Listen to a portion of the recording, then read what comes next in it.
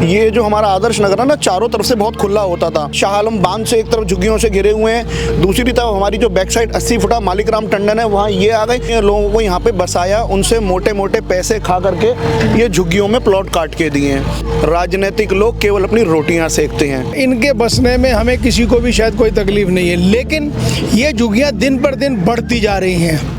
10 साल पहले झुग्गियाँ ये मेरे ख्याल से 20-25 थी, आज मेरे ख्याल से 100 के आसपास झुग्गियाँ हैं। ना सेना की ज़मीन है, इस ज़मीन के ऊपर में ये परमानेंट का इनका बसेरा नहीं होना चाहिए। और जो नेता लोग हैं वो अपनी रोटी सेकने के लिए और वोट बैंक बनाने के लिए ये झुग्गियाँ डलवाते हैं। व्यवस्थित तरीके से इनको अगर बसाया जाता तो इनकी जीवन की गुणवत्ता भी आज अच्छी होती। अपने व्यक्तिगत फायदे के लिए यहाँ पे लोगों को बसाने का भी काम किया। जहाँ तक हम सामाजिक रूप से सुनते हैं, भारत सरकार उनके लिए कुछ नहीं कर पा रही है। ये जो तस्वीरों में आप बड़ी संख्या में झुग्गियां देख रहे हैं, ये आदर्श नगर का वो इलाका है जो आदर्श नगर के बिल्कुल मुंह के सामने है।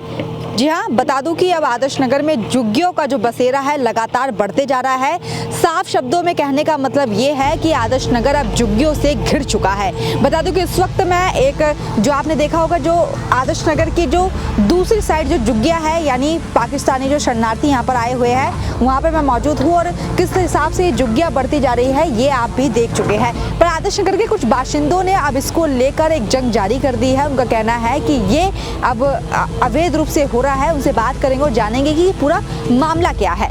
दिनेश भारद्वाज जी से हम बात कर लेते हैं, आदर्श नगर के ही बाशिंदे हैं, आम आदमी पार्टी के कार्यकर्ता भी, उनसे बात करते हैं। दिनेश जी, आज हमने एक पोस्ट देखी जो आपके द्वारा ही की गई है, उस पर आपने इस जो ये झुग्गियां बढ़ती जा रही है उसको लेकर आपने क्या बात कही है? कुछ क्या ये पूरा मामला है, क्या इसका बैकग्राउंड है? एक बार डिटेल में हमारी जनता को वो बता दीजिए।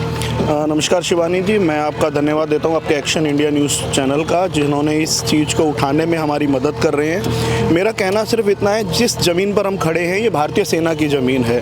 भारतीय सेना का यहाँ प्रोजेक्ट आने वाला है।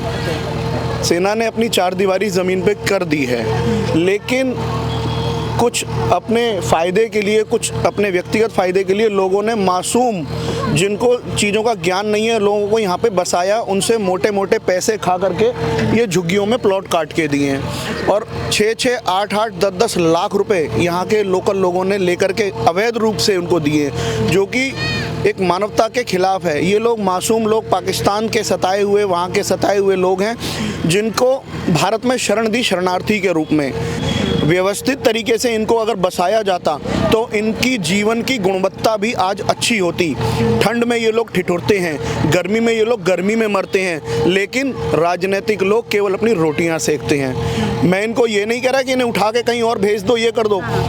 इनके रहने की व्यवस्था सही ढंग से की जानी चाहिए, क्योंकि ये भी अब भारत का ही हिस्सा है। ठीक है, बता दूं कि इस वक्त मेरे साथ आदर्श नगर आरडब्ल्यू के प्रधान मौजूद है, विजय तालरा जी। इनसे बात करते हैं। आप तो अभी प्रधान बने हैं और अभी आपने ही ये कार्यभार संभाला है, आपको नहीं लगता ये आदर्श नगर के लिए कितना खतरनाक है? आपको क्या लगता है इसमें? मैडम, ऐसा है, ये झुग्गियाँ बहुत साल पहले जो पाकिस्तान से रिफ्यूजी लोग आए थे, हिंदू लोग, उनको यहाँ पर बसाया गया था और इनके बसने में हमें किसी को भी शायद कोई तकलीफ नहीं है, लेकिन ये झुग्गियाँ दिन पर दिन बढ़ती जा रही हैं, जो एक चिंता का कारण है कि आदर्श नगर में अगर ये जगह सरकारी ज़मीन है, जो कि DRDO की ज़मीन है, सेना की ज़मीन है, इसके ऊपर कुछ समय के लिए तो रिफ्यूजियों को बिठाया जा सकता है। परमानेंट का ये कोई जवाब नहीं है कि ये परमानेंट इनको यहाँ बिठा दिया जाए, और दिन पर दिन ये झुग्गियाँ बहुत ज़्यादा तादाद में बढ़ रही हैं। दिनेश जी से फिर से बात करते हैं। दिनेश जी, जिस विचारधारा से आप आते हैं, उसी विचारधारा के यहाँ पे पार्षद भी है, वो तो दिल्ली के नेता सदन भी है। अगर वो अपनी खुद या किसी में भाषण दे या खुद ये बात बोले, तो आपको नहीं लगता कि इस पे जल्द से जल्द कार्रवाई हो जाएगी? ये पार्षद और विधायक तो आपकी पार्टी के क्यों नहीं साथ देते आप सबका? आपको जानकारी देना चाहूँगा, ये जो नागरिकता का विषय है ये केंद्र सरकार का विषय है, इसमें दिल्ली सरकार का कोई लेना देना नहीं है, दिल्ली नगर निगम का कोई लेना देना नहीं है। हम तो दिल्ली सरकार पानी की व्यवस्था टैंकरों के द्वारा यहाँ कराती है।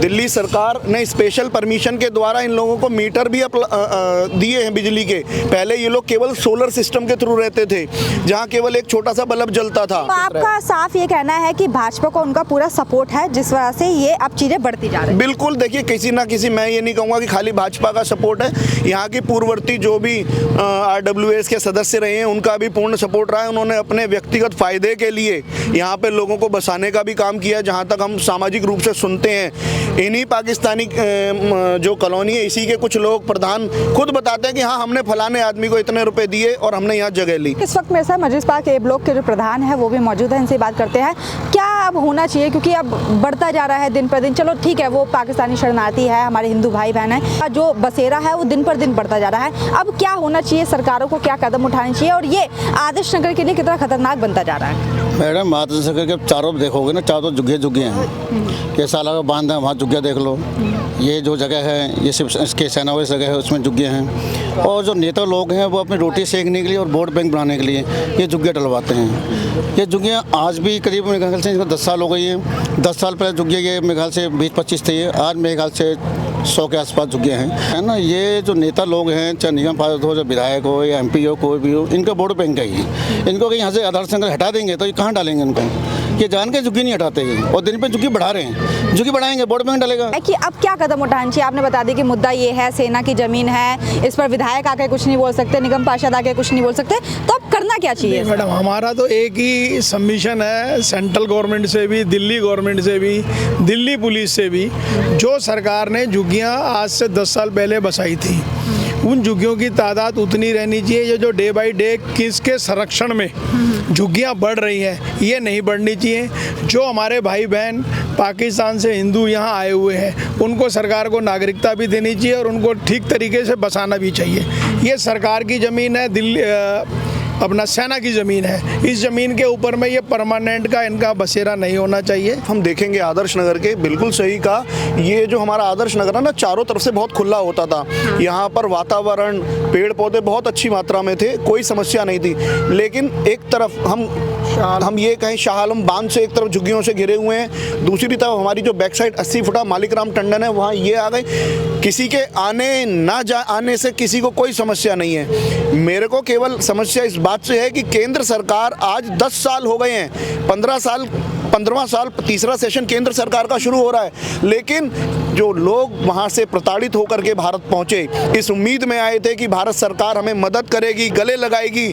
आज भारत सरकार उनके लिए कुछ नहीं कर पा रही है। इस वक्त मैं आदर्श नगर के आने वाले एक एरिया में मौजूद हूँ जहाँ पर किस तरह से झुग्गियाँ बढ़ती जा रही है, ये आप सभी ने देखा। इनका भी यही कहना है कि जिस तरह से बढ़ती जा रही है इसका जल्द ही समाधान निकले और केंद्र सरकार जल्द से जल्द इनको जो नागरिकता है वो दे।